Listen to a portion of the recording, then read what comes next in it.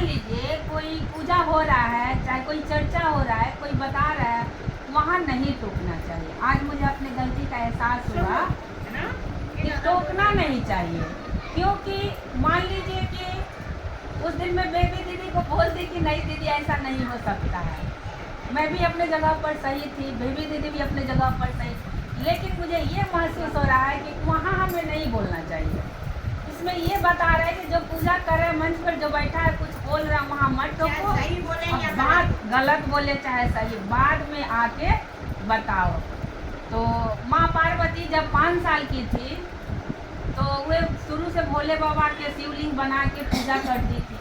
उनको ये बेलपत्र समझ में नहीं था फूल की क्या चढ़ाना है क्या नहीं, लेकिन उनका भाव था भोले बाबा की पूजा करने का। तो जितना भी पत्ता मिलता था वे सब तोड़ तोड़ के शिवलिंग पर चढ़ाते जाते थे। तो उनकी माँ देखी, उनकी माँ का नाम मैनावती, तो वो देखी, लेकिन जब माँ पार्वती पूजा कर रही है वहाँ कभी नहीं टोकी है।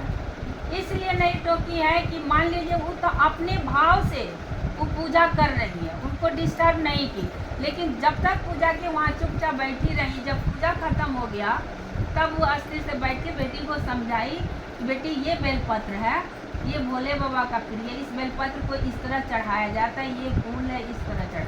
तो यहाँ ये बताया गया है कि अगर वहाँ टोकी तो वहाँ शंकर जी नाराज हो जाते हैं। वहाँ ये होता है कि जैसे माँ सरस्वती एक बार बोली कि मुझे सुर में सबसे अच्छा मतलब मेरा सुर है, उनको अपने आप पे घमंड था।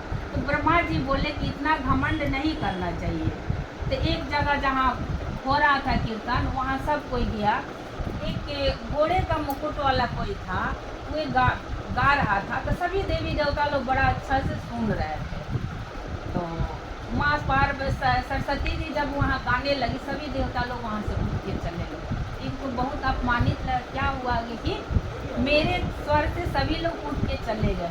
वहीं ब्रह्मा जी बोले ये तुम्हारा घमंड था कि मुझसे अच्छा कोई गाता ही नहीं है, इसलिए अपने गुण पर घमंड नहीं करना चाहिए। और मैनावती माँ उनको बाद में समझाई है। वहाँ ये बताया जा रहा है कि कोई पूजा पाठ करे वहाँ टोकना नहीं चाहिए। हमारी भी आदत है, कोई पंडित जी कर रहे हैं मैं टोक रही, लेकिन अब नहीं टोकती हूँ। अब सुनने से भाई चर्चा में आने से तो सुधार तो हो रहा है, कि कुछ पंडित जी को भी दोष लगता है। दीदी एक बार और बोलिए, सुधार गए। चर्चा है और भगवान भी कहते हैं कि जहाँ भगवान बैठे हैं उनका पूजा हो रहा है वहाँ किसी को अपना ज्ञान नहीं बांटना चाहिए। अगर समझाना है तो बाद में पूजा खत्म हो जाए तब समझाए। बस दीदी मैं अपनी बड़ी गुरु के चरणों में बहुत अच्छा बताई दीदी। जो गलतियों से